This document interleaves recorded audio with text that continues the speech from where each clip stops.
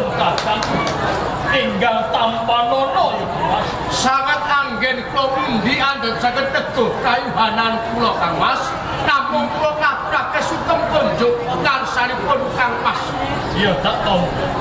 Sakwise nglungguh Kang Kakang.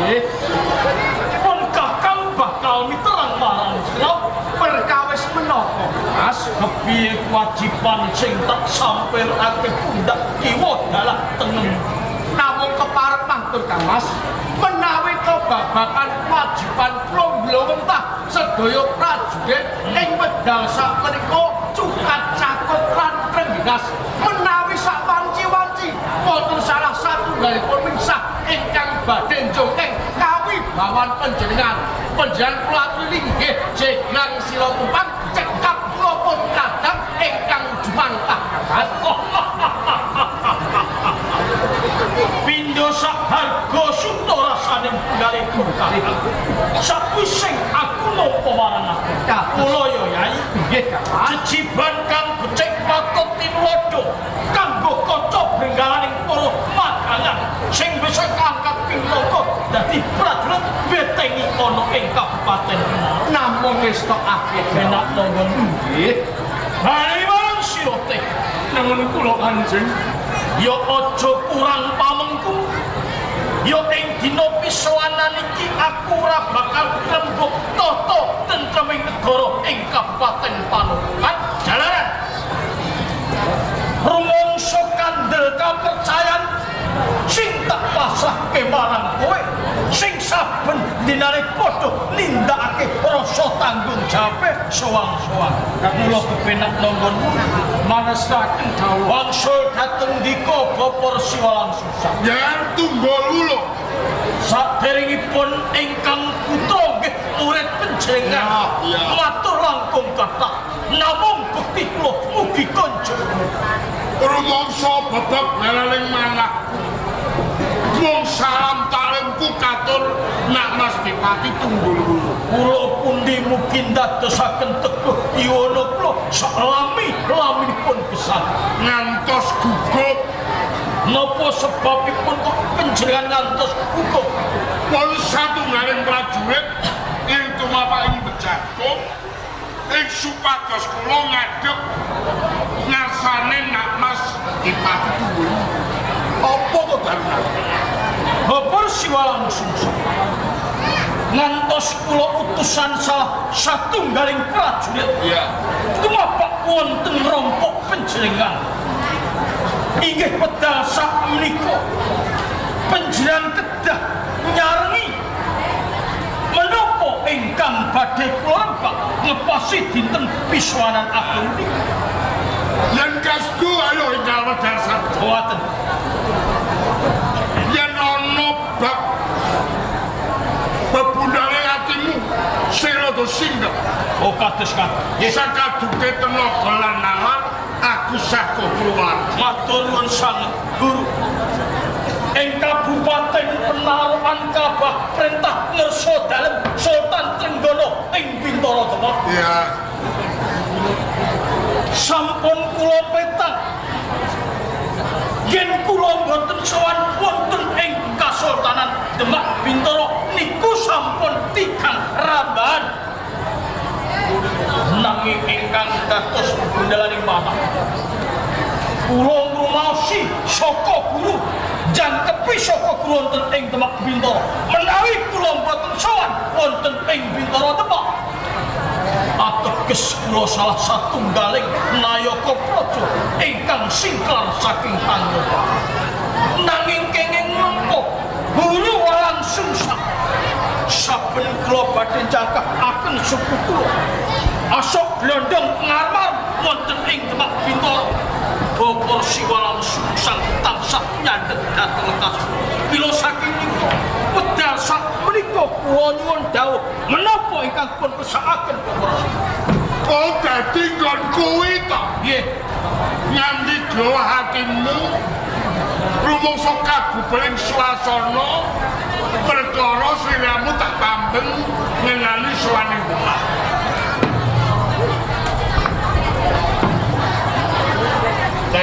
Kamu Lan kowe nggih dawuh katinggalan Raden Warana pinangka dadi seksi. Oh nggih. Aku tak glentrekke lakon seskawu. Apa sebabe sesembahmu arep suwane Demak tak pamit. Muspra tanpa guna. Pindha nguyai segara. Lho segara wis asen kok diuyahi. Terus Pirang ton uyahe.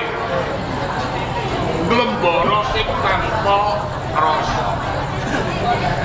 Dimen sampeyan ora susuan atine ben ngerti jati dirine. Sapa to telane sampeyan?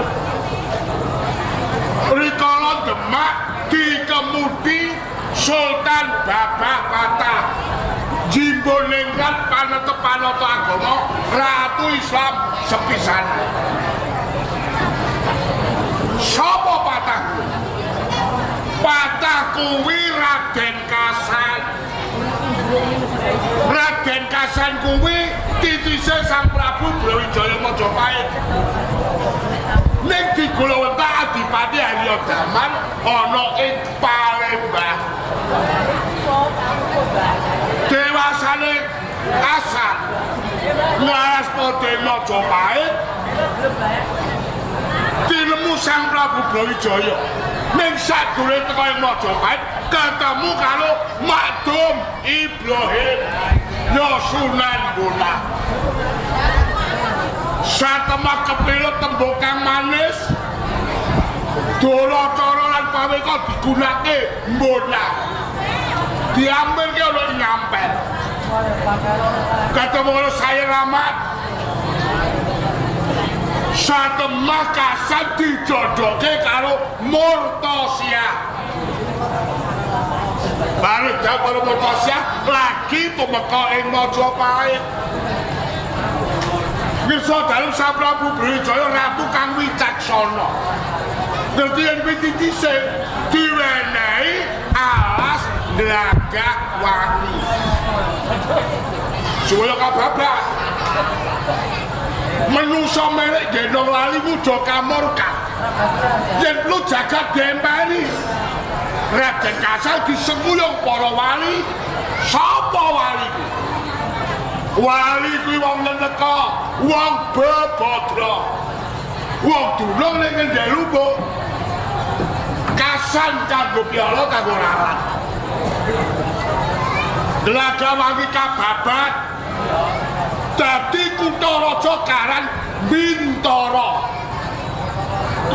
Ben ki asmane wong tuwa karo antarane Kasan karo bapake. Lho kamurkane Kasan.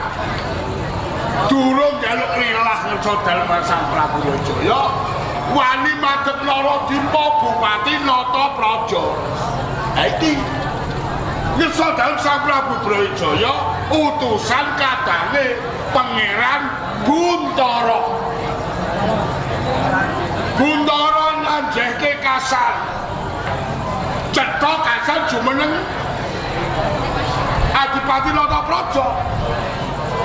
Malah tambah jimat awet diunggahke derajate karo para wali dadi sultan. Jejuluk Sultan Babah Patah. Raden Pangeran Buntara tanggep jojolan bau karo si pulunane dhewe ku mau. Dipisah disape para wali. Saengga kena gelembok wicara kang manis manuwara. Raden Buntara luluh ninggalake kabudayane Buntara ngrasuk Islam. Ngersa dalem Sang Prabu Brawijaya mireng yen Buntara wis sapakutan karo Raden Kasan manunggal nyawiji.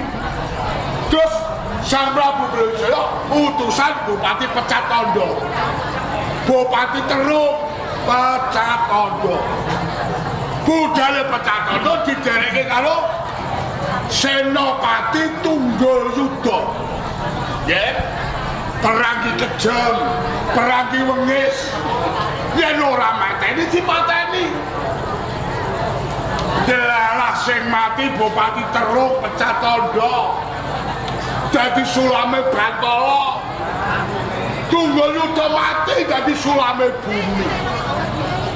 Sapa tenane? Senopati Tunggul Yuda. Tenane Senopati Tunggul Yuda iki bapak sampean. Bapak kula dhewe.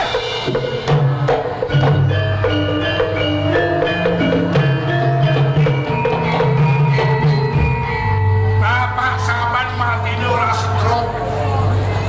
Ora darah tinggi. Ora kencing manis. Ning dibunuh wong Demak. Mila sang menika pintere Trenggono sakniki. Sampe dhewe bumi ing Penarukan ben ora mudi tuwa patine bapak sampean. Kula niki wong paling apal mlono. Wong ora tau salah niku kula tok. Wong sak donya niku sing lempeng gareng kula tok. Aja gak kula klinci barang apa-apa sehingga digawa pekon. Nek kula kok pakane dipateni kok jeng kresek. Guna napa sampeyan barang iki? Menawi ngaten kula tanpa guna sowan ing Bintara Pak, kula balena Bintara.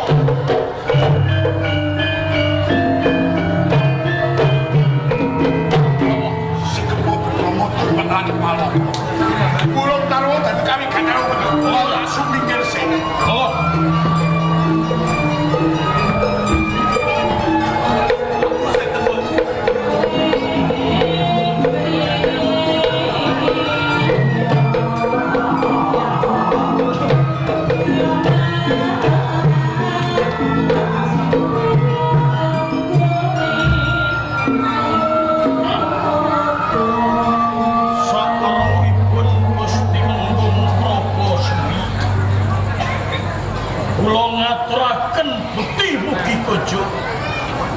Tak tombok ganti tampan anu panis Loto nanging nyuwun sewu sakrawuh panjenengan kumapa wonten ing Penarukan ndamel keterpatring swasana ing Penarukan tebih saking Demak Bintara kumapa Penarukan langka menawi boten wonten wigatos. Yayi Tunggul nganti aku teko ing Penarukan iki kajaba pengen mangerteni piye kawujudan aku go nampa dawuh Kanjeng Sultan ngene yo Ji aku nanjake perkara rasuwane Adi Tunggul Wulung ana ing Demak Ngoten iki wis kapetong nganti 3 rambut iki darunane apa? Napa sebabipun kula boten sowan wonten ing Kasultanan Demak Bintara? Niku kula sengaja lan kula niat jalaran kula boten trima menawi Rama Swati Tunggul Yuda setanipun dipun krenah kaliyan tiyang ing Demak Bintara. Kula niku anak lanang mun wonten tetembungan mikul dhuwur mendung jero marang derajate wong tuwa. Nek kula pun ngertos sejarah wong tuwa dikrenah dening wong Demak Bintara. Sak gaduk-gaduk kula, sak saged-saged kula badhe ngudi tuwa sedaning Rama Senopati Tunggul. Yayi Tunggul yen to sliramu rembug perkara sing wis kawula iki bakal tak elingi. Nalika ramamu Tunggul Yuda sedo nalika dadi senopati kuwi sapa to sing ngasta ing Demak Bintara? Ora liya Kanjeng Sultan Kota. Nanging saiki wis beda. Sing ngata pamrentahan ana ing Demak Bintara kuwi wis Kanjeng Sultan Trenggono. Mula to iki aja dibajokke anggonmu balela lan arep dituwuh kelawan wong Demak malah dadi tundhat. Jeneng patah niku duwe anak Trenggono. Padha-padha anak. Nek kula anak ing Senopati Tunggul. yen to titik sing patah ya Trenggono padha ae. Perkara ora bakal rampung yen ora ditebus kanthi tumetes sing tegang pungkasan. Dadi wis madhep lan mantep. Ya kene ora. Ditunggul wulu. Teko ana penarukan pindhone rawuhe Kanjeng Sultan Trenggono. Jalaran Purba lan Wasesa wis disambirkan kewan. Mula di barengan kawan aku sowan ana ing Demak Bintoro. Nganti kukoteng jagat aku lah bakal sowan ing Demak Bintoro. Tunggul bulung, tunggul. Wis tak ripih kanthi sarana halus jebul sliramu tetep balik. Yo. Aja luputke aku yen sak mengkone. Kowe bakal tak suwanke nganggo kekuatan sak kabeh Demak Bintoro.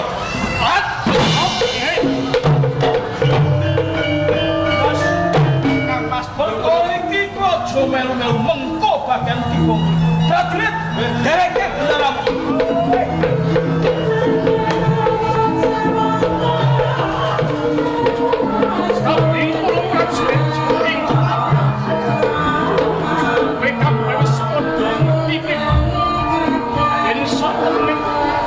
Kanjeng dipatung bulung iki bali loso ing peralatan Demak.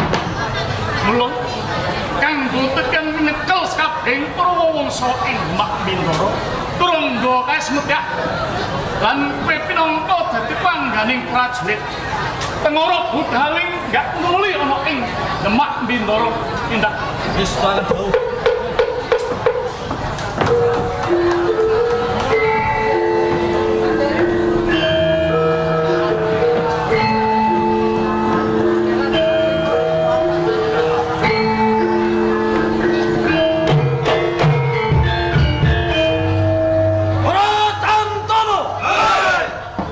Jaga Makarya Ngestya Sanjata lumaksana magita kita. Tanjung!